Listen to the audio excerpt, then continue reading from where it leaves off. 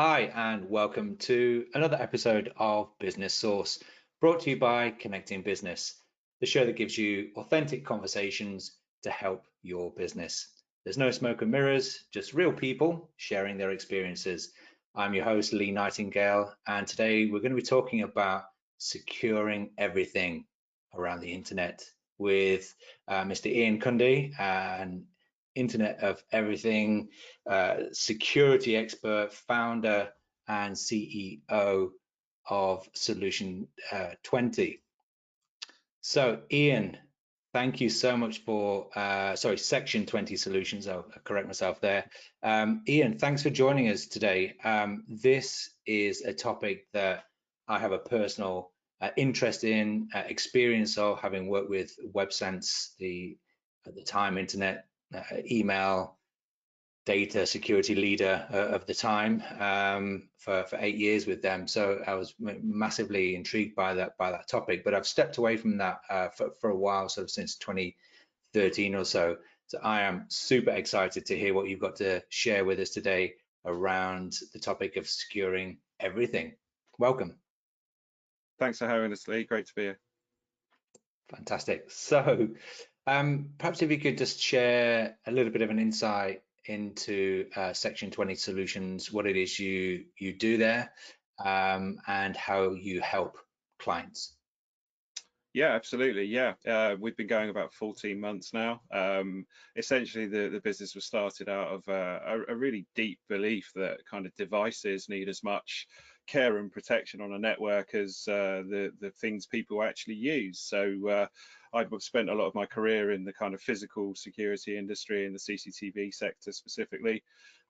Seen the kind of way that IP infrastructure and traditional networks are now utilized for many more devices. So we've got video, we've got building management systems, lots of advanced Internet of Things sensors, and all these kind of things are getting added to networks all of the time. And from our point of view, there was kind of not really any care being taken around the security of those networks, the sensitive data that those devices can also handle, but also the fact that they can then allow kind of lateral movement within inside an organization if they're not secured properly. So for us, they're as big as a risk as the traditional stuff that we all get in our personal life with hackers and viruses and all this on our devices. So we saw a kind of a big clue from the cyber market at the moment that there's kind of 94% of your security attacks are coming in via the email vector, which is we see in business and in our home lives. It's general spam and phishing, but also the evolution that's come on now of real spear phishing, so very targeted email attacks, which can appear to be from inside people within the business. We can mimic these emails very carefully now to get things like CFOs to sign off checks or send payments. So we're seeing a lot of that. We're also seeing, obviously, the advancement of artificial intelligence in creating this. So whilst this is a massive area, we are able to now start countering this big problem as the big, shall we say, for the hackers. And there are companies which have brought to market technology which is starting to turn that tide. Of course, when you're talking about a $30 billion+ a year industry, these guys aren't simply going to sort of stop if their email hole is closed. So our research has really indicated that there are a lot of targets in the operational technology sectors. So everything from power grids to building control systems to controls for the Thames barrier essentially is on a network. It can be accessed and someone will go after it to cause damage in the same way that they cause damage with viruses on computers today. We're already starting to see it happen. So we know we're a little bit early to market. It's not an everyday occurrence as much as people go after usually money and databases and banks and insurance and those sort of markets first. But when that starts getting harder, they're going to shift. So we started the business really because we have some great ideas on how to protect this whole sector and how to let our clients sleep easier at night. So essentially it's all the experience that we've had in our careers putting into this and everything we've noticed and using that for what we believe is something bigger than us. This is inherently something good that we want to do in the world. This really isn't about money. This is very much a passion business, and the sort of thing that gets you up before the sun every day. So it's been Yeah, amazing, and yeah, we've absolutely loved forming the partnerships, finding the customers, and having conversations which genuinely help people. fantastic. Yeah, I think when you're involved in getting up and uh, your day-to-day job is almost like the Matrix. Yeah. You're deeply embedded in the code of what's being created by others to check that it's secure. Um, People writing software programs, SaaS platforms that may have left backdoor entries into them inadvertently. Mm, Um, and certainly when it comes to devices, I guess we kind of hope that the likes of Apple and Microsoft and Samsung, etc., have secured our phones and our tablets. But mm, um, can you share, for example, some examples of other devices out there that uh, have that potential risk? Because in my mind, I'm thinking things like retinal scanners, fingerprint technologies. yeah. With COVID, for example, we're doing these thermal imaging and stuff like that. All of that data is being collected, and therefore collected means stored. Stored means analyzed, shared, and that needs securing, right? Mm. Oh, absolutely. We're getting more and more, even our home lives, this is a little Internet of Things sensor. We hear this term all the time. Essentially, this is a very small device that costs maybe £5, if that, to manufacture. This has code on it. It has an operating system. So yes, whilst the likes of Apple, I won't mention the other brand you said on this call, but yeah, those guys tend to put an awful lot of security into their devices because the risk to them is so massive because of the ecosystem of users. Right. With a device like this that costs less than £5 to make, are they really going to put that level of sophistication into the operating system? No. Are they really going to even take the time to design one from scratch when there's perhaps 100 already on GitHub? So what tends to happen is people grab the operating system for devices like this from a repository. They don't really understand what they're doing with it, so they want to get their gadget, whatever it might be, for the home or the business market out to market as quickly as possible. So to reuse someone else's operating system often seems like a quick fix, but in reality, you're not aware of the embedded code. There could be hidden passwords ingrained in those devices. So putting that on your home network then essentially beacons out to the whole of the internet to say, hey, look at me, I'm here. It gives Mm. people easy access. There are public websites, very popular ones called Shodan, where you can do a scan of any product that you're concerned about.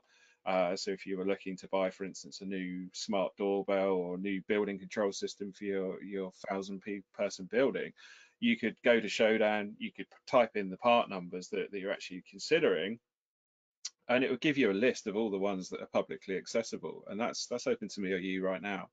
Um, Fantastic. that that simplicity means that anyone can target any specific device, and that goes down to Windows desktops, Linux servers, Mm. every sort of device that's connected to the internet these days, which, let's face it, is everything. Yeah, So I it's getting think. more and more intrinsic. Yeah. Yeah, because I think as a consumer, it's very overwhelming. We're consuming these devices. We're buying them at a considerable rate of knots, and we just assume that the manufacturer has gone through that process. Mm, But even if we have some sort of interest, like myself, sort of a want to be techie, if you like, one of those dangerous people.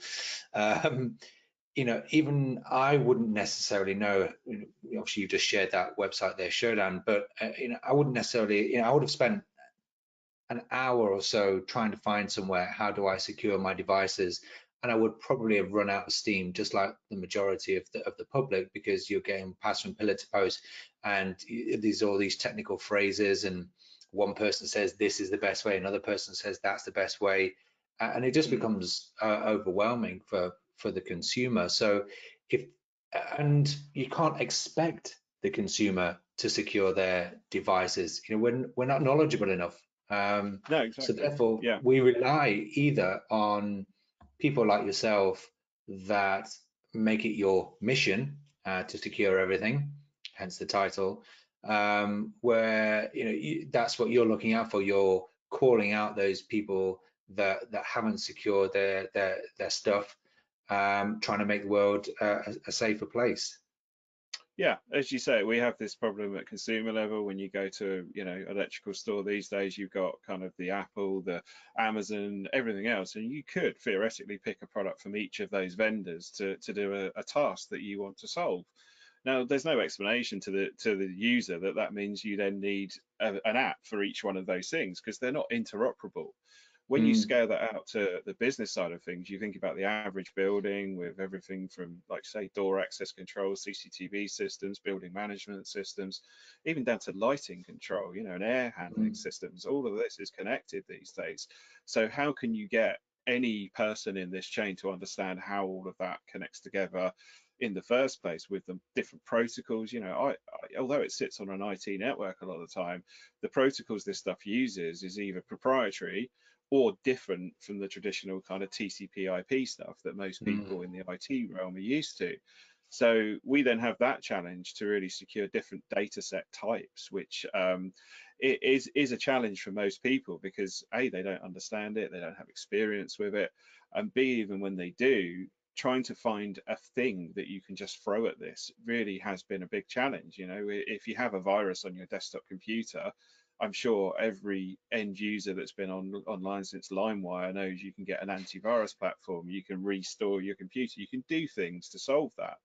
But mm, if your building management system suddenly starts flashing all your lights on strobe and putting 1,000 employees into an epileptic fit, who do you call over that? Do you call your lighting guy? Is he going to understand the IP control system behind how all this works and why it's connected to the cloud and how someone has circumvented that protection and taken over your building?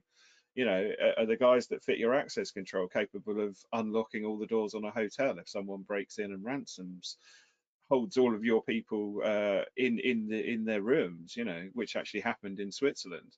um, who do you call on that? Because the security mm. guys are not trained on this. They see this as a piece of cable. The building management guys are the same. They tend to evolve from analog type technologies that then transition to IP. Excuse me, and that doesn't really mean that the people are going to transition from a skill set perspective. Um, so I think that's been the biggest shift, really, is the fact that all this stuff has kind of snuck in to building networks, and nobody's really accounted for its security at all in most cases. Yeah. So trying to be optimistic for a second, do Yeah. you think it's even possible to where do you see a world where anything and everything that gets created that has any form of capability to connect must have a certain, I'm going to say, piece of code or certain part of the software that allows it to be connected to one unified control panel, system, portal, whatever you want to call it. Mm. Yeah. Is that your hope? Is that even possible? Because I'm seeing that you still got the battle between people who like that code that way and this code that way, and yeah, I'm not going to go down the those who should be hated route that you didn't mention earlier, or the other route. So where do we go? If the Yeah. people that are responsible for uh, finding these loopholes and helping people be more secure, if even those people can't agree on one central uh, method, technique, code base, something that will allow that Mm. unification, where do we go in? Yeah, absolutely. I mean, it's been something we've battled with for our whole careers in this sector, really. Luckily we have an amazing partner in the States called OWL. They deal pretty much exclusively with military type technology at the moment, and they have an amazing invention called a data diode. It's all on the website, so I'm not sharing anything that's not publicly available. But most people aren't aware of this. You know, IT professionals I speak to aren't aware of this. Essentially, what this magic piece of technology does is it's like a non-return valve for an IP link is the easiest way you can describe it. So exactly what you just phrased there. Essentially, a device is designed to give data in one direction only, and you can specify the type of data that's allowed to go. So if someone then does try and gain access to it, it's physically segregated. So this is a hardware piece of device. Now, as this technology evolves, obviously it's used more. You know, more devices are manufactured, the cost will come down, and we will see a realistic time when we can build this in. Now, we were given a problem to solve in the early stages of Section 20 around research and development, really around devices like I just showed you, the IoT sensors, but in a much broader sense in the smart building space. So we've been trying to actually utilize this technology to kind of solve a big problem in that space, and it's something that we're still ongoing in development, and we really hope to solve that soon. And like everything, you know, if it costs too much initially, it's about finding those markets where cost really isn't the issue, more security. So obviously highly secure UK national infrastructure, medical, power plants, these kind of places could utilize the technology first, you know, drive more development into the product and make it cheaper. So this is the kind of stuff that's used in sort of battlefield technology at the moment, but we're trying to pivot that into, as I say, Internet of Things, sensors initially, gateways, and edge to cloud connectivity. So we're building out a full solution around it. We believe it's one element of it. That's still obviously, you know, devices doing what they do is fine, but if you're not aware of change, then you know people could, for instance, spoof a device still if they were able to recreate exactly that chipset and that code base. So around that, you know, we really decided, again, because we have that lack of ability to push a solve to these problems. You know, we can't put antivirus software on these things. So at that point, what we do is abstract to the network layer.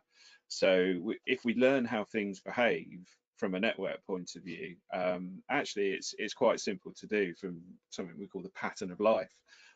So essentially the device is performing, they do things from a network layer perspective. So they would send their data, for instance, a CCTV camera would send its data, usually up to 80 kilobits a second, back to the video management server so that data can be recorded as video. A desktop PC user would operate very differently in a corporate network. But once you understand those things and how they operate, essentially they perform within certain parameters. Right. So if you can apply some big data and some algorithms to that, which is what we do with another one of our key partners called Darktrace, they essentially can understand the performance, the behavior of all these devices, who they talk to and why. So if at that point, for instance, say some malware got on, or a ransomware attack was happening via an email, this can actually understand it at the network layer. And believe it or not, ransomware is actually very noisy. It creates lots of noise in doing what it's doing because it's very aggressive. Now with machine speed attacks, we've seen 1,000 devices ransomed and encrypted within 59 seconds. So the speed these things operate at, the only way to actually counter that is to have this understanding at a kind of abstracted network layer. Once you can see all the devices and this massive change, we either have the ability to report that into the IT team. So if you have, for instance, a SOC, a security operations center, with a team of guys sat there waiting to solve these problems, they would get an instant alert to this happening. We also now have the option with some amazing technology, as I say, made in Cambridge in the UK. It's absolutely world-beating stuff. And this has the ability to surgically respond on your behalf. And what we mean by that is if there's a device which, for instance, is running a £1 million an hour operation in your processing plant, you really don't want that to shut down for 10 minutes, let alone an hour while this happens. Mm. So what we're able to do is kill those processes at the network layer, allow the device to continue performing its normal operation, and then kind of solve that issue without the user actually even being aware. And that's an autonomous response. It's a platform called Antigena, which is absolutely, as I say, well beating.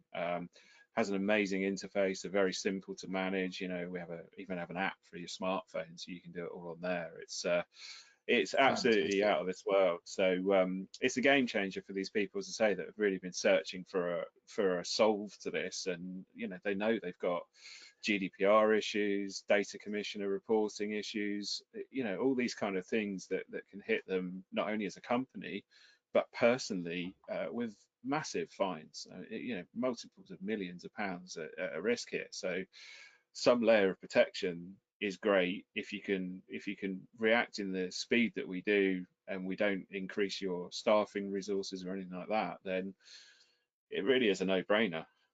Yeah. Good.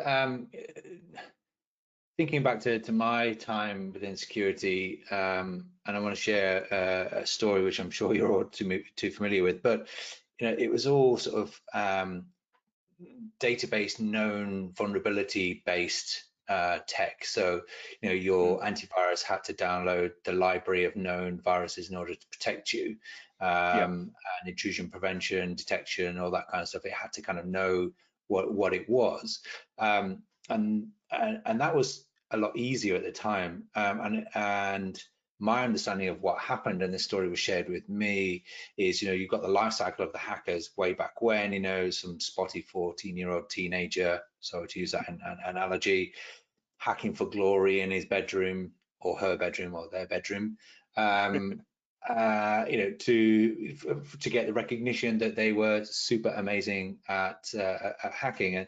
But they would notify, there was some degree of having a conscience, and they would notify the antivirus companies or one of them, hey, we're going to launch this vulnerability. You want to protect your home users, fine, you know, go ahead. And then they grow up, right? You know, they're no longer a teenager. They've now got girlfriends and maybe wives and kids, and they've got a house to pay for and schooling and everything. So they transfer those skills into something they can monetize, yeah, and therefore they start hacking for the money.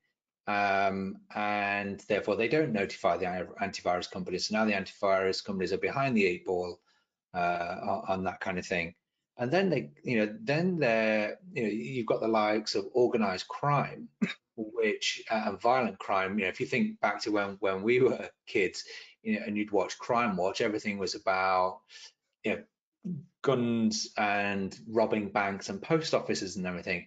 And you just don't hear about that anymore. Either they don't want to show it because there's too much other stuff going on, or it's not happening because it's too risky compared to the mm, alternative, which is, you know, these criminal rings were saying, whoa, hang on a minute. I think that's far riskier than going to this university where we've been tracking this student who we know has got tens of thousands of pounds worth of debt, and we're going to pay him to write some code for us that's never going to get back to them. So now they're protected as the criminals, but also the students. I'm not saying it's only just them, but they were targeting them because it's really attractive. And now all of a sudden there's a moral dilemma. You've got someone that's maybe wanting to go down the ethical hacking route, but may earn 50 grand a year, and then they've got this, wait a minute, I've just been given 20 grand for doing this one bit of code.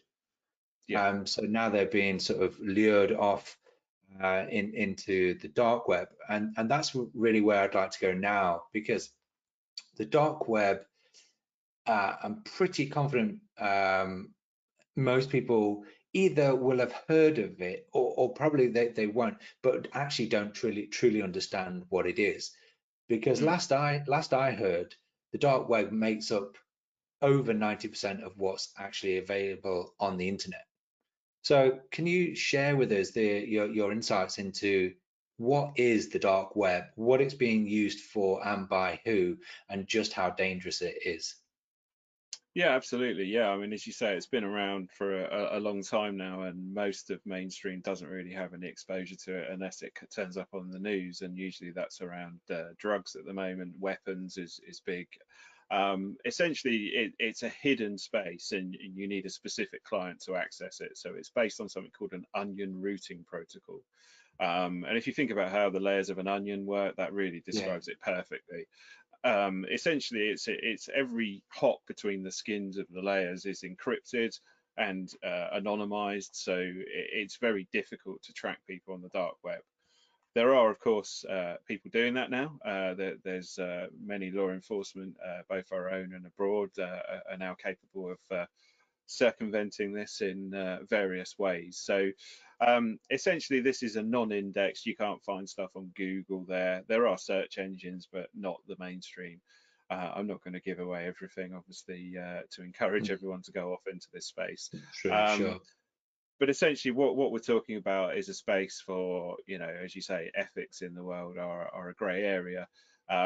People don't believe in law, essentially find themselves on the dark web to source whatever it is that is in their mind. So we've mentioned some of the things. Obviously, there's some much darker and much more disturbing things in the world. Mm, Some of those linked to certain political figures, but we won't go too much into that. But sure. yeah, it's really a place where anything goes. You have that belief that when you're running a dark web website, that no one in authority is ever going to see it, and you want to Do they appeal call to that the kind of incognito? Is that a familiar phrase?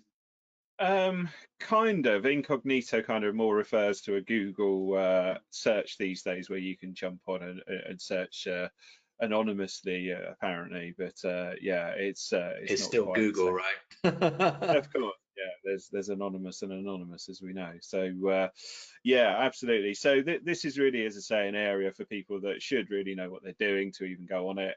You can be obviously in places where you can be breaking the law very quickly, even just in accessing content that you didn't mean to. There's big risks in going to these places, and as I say, authorities are aware of who visits some of the darkest places there. So it's not something you would really proactively do unless you're a security researcher or you have a specific reason. Um, from our point of view, our biggest kind of change in this market now is that there are these marketplaces available with what we call hostile profiling data now available on the dark web. So, if, for instance, a hacker organization wanted to steal £1 million from a bank, as you say, they wouldn't walk into that bank anymore. What they would do is profile the people in the highest positions, so the financial decision makers. They would then find out everything about them and potentially put that on the dark web. So all that information goes into kind of a database to kind of target these people. And that's either sold or used by the next people in the chain. If, for instance, your data was on there, it would be great if you knew that it was on there. Right. So a big explosion in the cyber world at the moment is companies which actually do dark web monitoring. So that's proactive. So you would actually give them your information. They then encrypt it into an unknown form, which is matched by hashing. So they don't actually have your credit card number, although you Yeah. gave it to them. They obfuscate it essentially. They can then search for these keys in the dark web and monitor live all the time to find out if company personal data becomes available.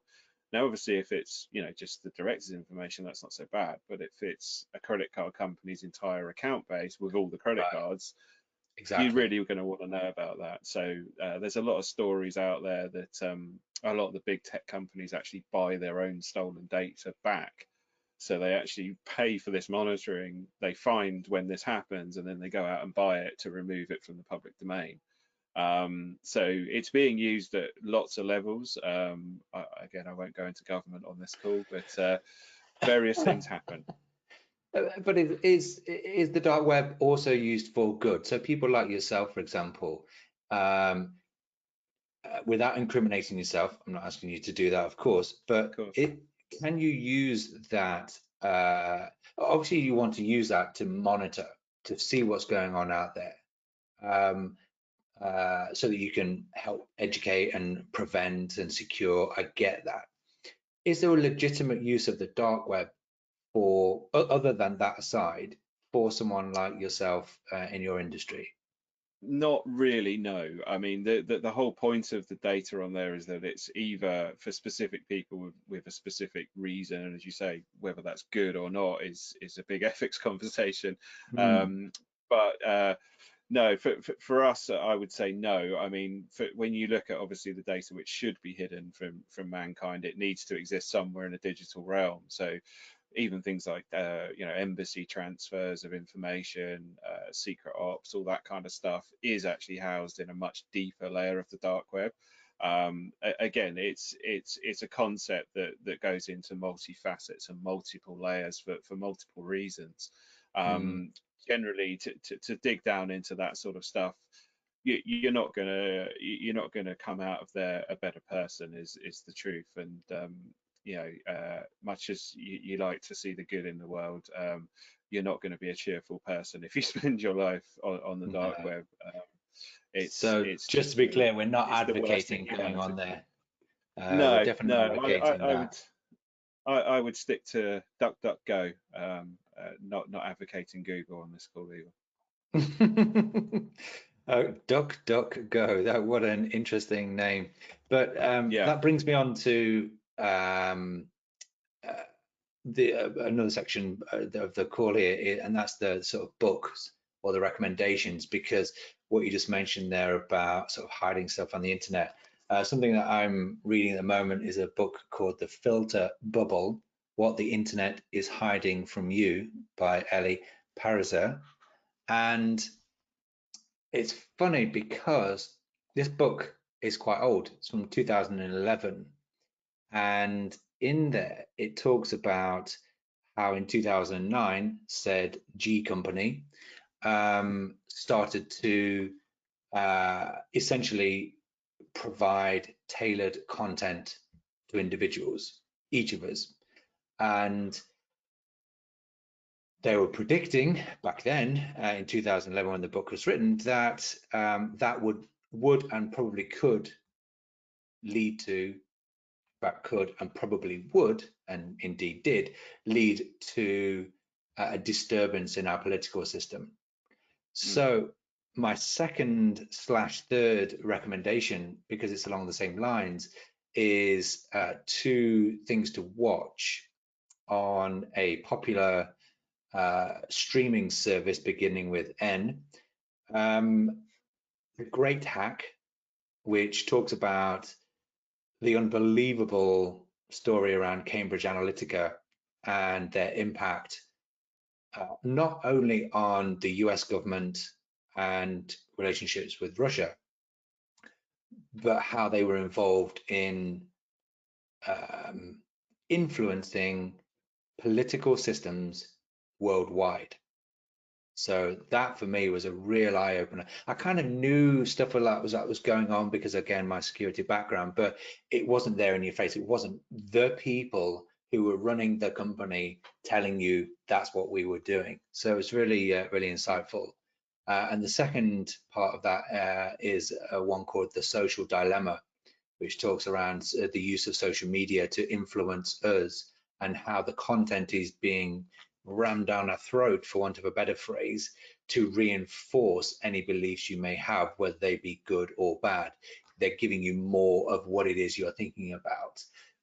So if you start to look at things like guns, for example, and gun violence, if you keep going down that road, what you would find is your content that you're being presented with would start to lead you down that path even further, and people that you wouldn't normally see pop up on your feeds, you would start to get see their posts and their content, and so it's reaffirming those kind of beliefs. It's very, very dangerous. And incidentally, in there, the guy shares that the leaders of these tech giants, these social media giants, don't let their own kids have access to social media. mm, So that right there, sports fans, tells you something. So um, we chatted a little bit earlier today, and we started talking about this. And genuinely, I'm at a crossroads in my own life around social media. And the bit that makes it a challenge for me is because obviously I'm in business, and Yeah. social media is free advertising. You know, we have to use that. But Mm. that's LinkedIn. You know, that's business focused social media. Mm. Do I need Twitter for my business? Not really. Do I need Facebook for my business? No. Do I need TikTok, Instagram? No. So it's those ones there that I'm actually now at that fork in the road of, I think I'm more likely going to delete those apps off my phone completely and come off those. You know, I have everybody's phone number in my phone. I FaceTime frequently with those people that I'd like to stay in contact with. We use WhatsApp to send photos, so I don't need to put them up there on the internet. I've got Dropbox on my own cloud server here, which incidentally I'd like you to check if it's secure. So I don't need these cloud services anymore. I definitely don't need to be sitting there on Facebook looking at people's lunch and dinner and holiday excursions and everything. So those are what I want to share with the viewers and listeners. How about yourself? What have you got for us, Iain? Yeah, absolutely. As you say, the benefits we get from social media these days, and even the dreaded Google trackers, are kind of do outweigh the negatives today. As we often have looked back in history, and we can sort of see the points where we've given away certain freedoms or certain things for others to benefit from. It does seem to be like, as you say, that book around 2011 was quite a poignant time to kind of bring it through. But Mm, there are ways to help yourself. Of course, we've probably all heard the term VPN these days, yeah, especially everyone working from home. Most people don't realize there's kind of two kinds of VPN. There's the kind which you can connect straight into your company network, which facilitates your work from home and makes you appear as part of so that's the the working point to domain. point connection, right? Yeah, yeah, point-to-point connection. There's then the more kind of private, privacy-based VPNs, which there's loads out there. PIA is one that's very good. Nord, very popular. Yeah, There's all kinds of products you can actually get now, which will secure not just your desktop, but your laptops, your mobile devices, everything that you use and browse on can now be secured with a VPN. And doing that means that essentially everything between your network connection and your ISP is encrypted. So nobody's really tracking you at source anymore. You can also appear in different countries. You can have proxy servers on the back of that to make things even more complex as to people not be able to track you at all. The other layer, of course, you mentioned is the browsers now. Most people don't realize that Chrome, Firefox, all the standard browsers have the ability to plug things into them. And that's, their stores. This isn't stuff that they charge for. mm. So things like Track Me Not, for instance, I've been using for God, longer than I can, longer than I dare to admit. But it's a great little tool that you just install. It takes 10 seconds to add it to your browser. And then in the bottom right, every sort of 5, 10, 20 seconds, it'll fire out a random 2-word search. So by the end of the day, even if you've done 1,000 web searches in that day, it will be impossible to tell which ones were yours. Now, that doesn't mean your content advertising is going to be particularly great from Google, of course, um, but it means they have absolutely no idea what your preferences are, what you're searching for. You combine those two Right. things. Add things like ad block, for instance, is very good at Yeah. blocking all these ad servers at source, has an amazing whitelist. Um, so yeah, there's lots of things you can do. There are stories of people online that, of course, have deleted Apple or Google or whoever from their lives. And I've kind of done that from a blended point of view. I use different devices for different things. So, for instance, Google's location services are great if you're looking to get a tire repaired in your local town. Mm. DuckDuckGo is nowhere near as good for that. But if you're searching for instance, a technical white paper, DuckDuckGo is actually a much better option because it doesn't have 100 sponsored stories that you've got to get through and people trying to sell you things before you actually get to your content. So again, understanding what devices to use for what. You mentioned Facebook. We're kind of called fogies now in our generation, but I think when you look at the evolution of Facebook, it's a really interesting story of being a college-focused app, which everyone engaged with when they were really young. Some of us didn't jump on the bandwagon, me admittedly, and then we had a business reason to do so. So by that point, I wasn't talking to 100 people that I went to school with. In fact, I was talking to hardly any of them. So when I got onto Facebook finally, firstly, I didn't use my real name, because I was on there as a musician. Secondly, I didn't feel the need to go off and add all these people that I wouldn't actually speak to in the street. So what I did was I actually used it more as a kind of RSS reader. So I pulled in feeds from all the companies and all the information sources that I actually care about. Like you say, I don't want to see someone else's dinner or any of that Yeah. stuff. So I follow very few people, but I do follow Hacker News. I do follow all the manufacturers that I partner with, and I get a constant stream of information that's actually tailored to me, not what Facebook expects me to So use it for. you're controlling the tailoring of the Yeah, information there. Yeah. yeah. I I, see that. I am I am quite aggressive with reporting certain vendors that appear in my stream from certain countries. I'll always report them as abuse or Yeah. extreme violence or whatever, because if I've tailored it my way, I want it my way, and I'll actively work hard to change that. And I think that's like Yeah. anything in life. If you're prepared to put the work in, you can get it to work how you want it to, then great. All this stuff is a framework for us to kind of twist to our own end. Yeah. If we don't, the companies in charge will just drive exactly what they want to use. So yeah, it's like anything. If you're prepared to put the work in, you can get some amazing benefits. I mean, some of the products I partnered with have advertised on Facebook. I find it a great space to just go and take 20 minutes away, go in the garden, browse through the phone, and it's content that I want to see, not Mm. that they want me to see most of the time. Good stuff. Changing tack slightly. W- with this situation we're all in now, how for Iain personally then, what did life look like for you pre-March and then post-March? Now, how have you been personally affected, and how have you managed to cope with what's happened? Yeah, I mean, for me, I was already kind of working from home, starting the business from home.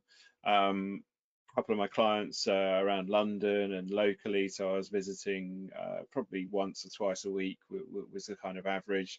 There were trade shows, obviously, which I was going to again once or twice a week. So being out and about, you had to kind of plan what you were doing and keep to a kind of structure.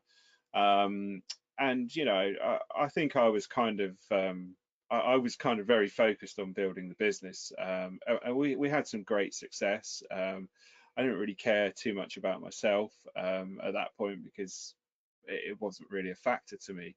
Um, with life structure, I've had some amazing dogs in my life for kind of well, one now for about 6 or 7 years, and he needs a walk every day. So wherever I'm going in the country, whether I'm staying at home or traveling the whole breadth of the country, the first thing I have to do, rain or shine, is give them a good walk. So Yeah, for me, that kind of changes how I feel in the day, and it kind of wakes me up really properly from a complete body sense. So that hasn't changed, and I think that's kind of been an important factor. I saw a lot of friends and contacts on social media posting that they were staying up till kind of 3, 4, 5, 6 o'clock in the morning and drinking and doing whatever they yeah, wanted, because they could sure. work from home or they were furloughed or whatever. And it just seemed a lot of people were easily distracted away from kind of their initial structure when the lockdowns hit. But for me, I had to walk the dogs anyway. So if Yeah, the rules had said that I couldn't, I would have just got up earlier and done it anyway. So me it's too. We share that yeah, passion. Another yeah, passion of yours, as I understand it, is music. yeah. Yeah, I've been well, I chased the dream for a while, let's say, and nowadays yeah, it's kind of one of those things, a bit like football, that's kind of always there for you really when stuff happens. And in March, the end of March, when everything hit, there wasn't even blogs posts at that point to even keep my LinkedIn audience entertained. It was just a complete freeze up on what we were doing. So at that point, I kind of spun around and thought, well, what can I do? Oh yeah, I'll do some music then, and get the aggression out, or the emotion out, should I say, The in that frustrations, sense. yeah. Yeah. So yeah, I ended up going back to the studio and making, I think, another 18 songs. So yeah, I've produced a lot for about the last 10, 12 years now, and haven't really done a lot for 2 years because of everything happening, and just seemed like a good opportunity. I tried again after that, and still no one about. It was still furlough time. Yeah. So kind of self furloughed, didn't talk to the government or anything else about it, but just kind of didn't really go back to the desk. There was no point. So I spent a load of time actually decorating this amazing house I'm in, and yeah, that was a hell of an experience, ripping out bathrooms and updating everything that kind of hasn't been done. Some of it hadn't been painted for about 50 years, so Wow. it's been amazing to kind of put a touch on that. And it's not like, a traditional box house is a 15th century house, so it's more like painting a picture than an actual house. Right. But it's yeah, that's kept me very busy. Big garden, as I say, with the dogs, and I still DJ kind of once a week now on Saturday nights on Twitch because of copyright issues with Facebook, and Right, of them course, yeah. cuddling up with all the record companies to try and keep themselves relevant into 2020. So yeah, let's kill innovation again. Thank you, Facebook. So yeah, over to Twitch and Jeff Bezos, and let's see how he deals with music lawyers instead. So yeah, Indeed. but it's a great escape to have, definitely. Excellent. A topic that we haven't had time to touch on, and we do need to wrap it up now, but I encourage people to reach out to you on LinkedIn, Iain Sure. Cundy, is around your approach to hiring. One that you shared with me, and you took a slightly different approach to hiring in the sense of more of an educational kind of program. So I'll leave it there with that, but I would highly recommend the viewers and listeners to reach out to you to chat about that. But Iain, I have to say, genuinely, thank you first of all, and I could sit here and talk for hours and hours and hours. And perhaps we do need to do a second episode, because there's so much more still left to discuss. But thanks so much for sharing those insights with us. Just mind blown on some of the stuff. So appreciate your time, and yeah, keep doing what you're doing, and thank you for making sure we're all as safe as we possibly can be out there on the internet. Brilliant. Thanks, Lee. Really appreciate it. Thanks for joining us on Business Source, and we look forward to joining together on the next episode. Thank you.